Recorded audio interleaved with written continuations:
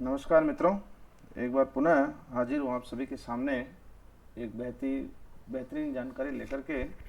जैसा कि आप थंबनेल में देख पा रहे हैं, today we are going to discuss about the Indian power sector performance during the month of May 2023। जैसा कि आपको मालूम है कि पिछले महीने से हम लोगों ने एक सीरीज शुरू की है पावर सेक्टर परफॉर्मेंस के नाम से।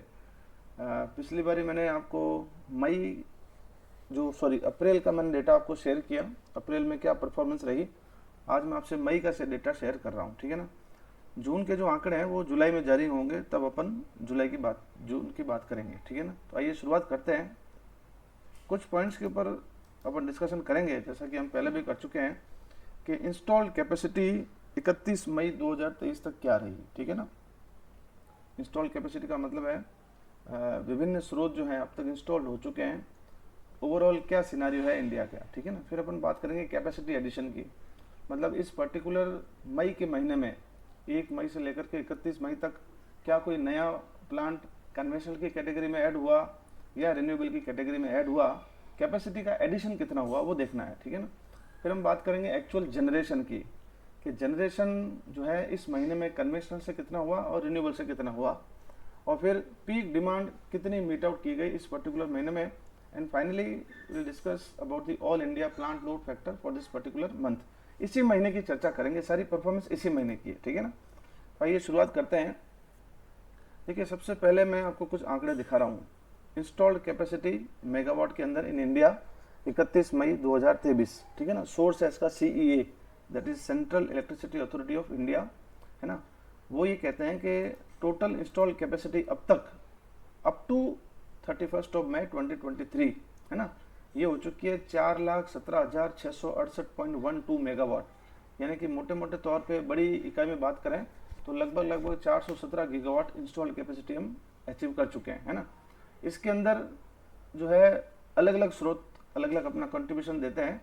मोटे मोटे तौर पे अगर हम देखें रिन्यूएबल्स का पोर्शन इसके अंदर, तो 127 गीगावाट है ना। तो उसका परसेंटेज अगर हम ओवरऑल देखें तो 30.35% हम लोग रिन्यूएबल टच कर चुके हैं as far as installed capacity is concern, right. ये पॉइंट मैंने लास्ट वाला जो लिखा हुआ है RE 175 गीगावाट, पिछला जो परफॉर्मेंस था अप्रैल का, वहाँ पर भी अपन ने डिस्कस किया कि हमारा जो टारगेट था 31 दिसंबर 2022 तक 175 गीगावाट का, उससे हम अभी काफ़ी दूर हैं, है ना। इसमें लार्ज हाइड्रो को इंक्लूड नहीं किया गया है। अब आगे की स्लाइडों में ये जो इंस्टॉल्ड कैपेसिटी है, इसमें विभिन्न सोर्सेज का क्या क्या कंट्रीब्यूशन है ना। फ्यूल वाइज बात करेंगे और फिर सेक्टर वाइज भी बात करेंगे, है ना। तो फ्यूल वाइज अगर हम देखें कैटेगरी वाइज, तो ओवरऑल तो है हमारा 4,17,668.12 मेगावाट, है ना। इसके अंदर कोल सबसे पहले देखिए आप, लगभग 2,05,000, यानी कि 4,17,000 का लगभग 50% के आसपास आप ये देखें कि कोल से जनरेशन हो रहा है ना।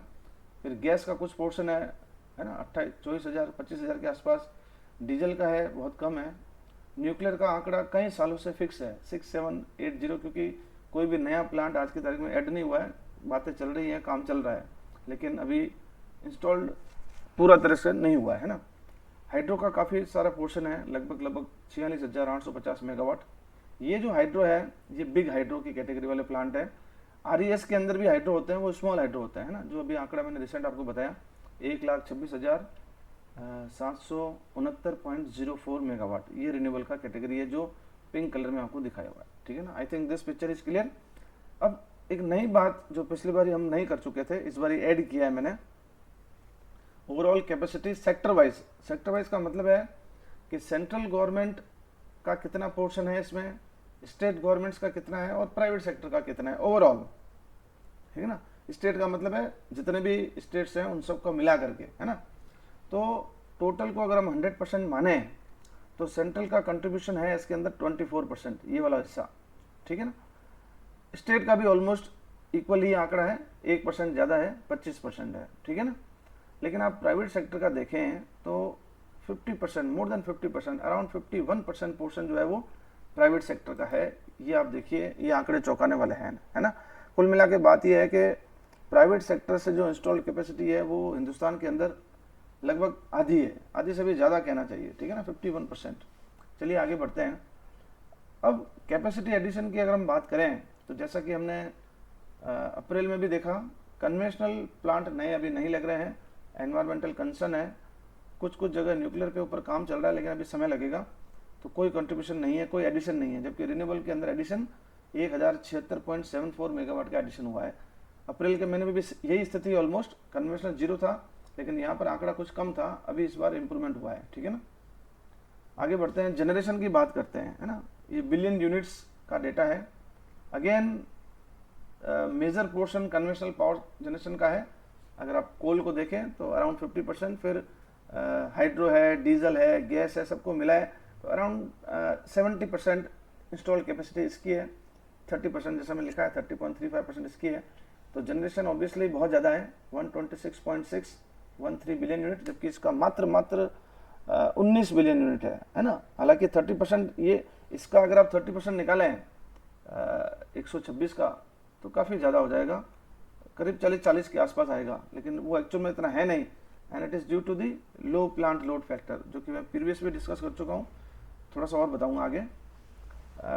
पीक डिमांड की बात करें तो इस बार जो पीक डिमांड है वो 221.35 गीगावाट अचीव की गई। ओवरऑल इंस्टॉल्ड कैपेसिटी 417 गीगावाट है, लेकिन पीक डिमांड इतना अचीव किया गया, ठीक है ना।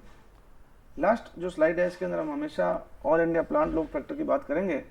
थोड़ा सा प्लांट लोड फैक्टर इस बार कम रहा, 68.99 यानी कि 69% मान लें। ये आपको इंडिकेट करता है ratio of the actual energy generated by power plant to the maximum possible energy, है ना, इट कुड जनरेट, कितना एक्चुअल में है और कितना वास्तव में कर सकता है उसकी बात की गई है ना। अब ये एवरेज प्लांट लोड फैक्टर है ऑल इंडिया का, है ना। इसके अंदर सारे प्लांट्स का जो है वो प्लांट लोड फैक्टर इंक्लूड करके उसका एवरेज निकाला हुआ है।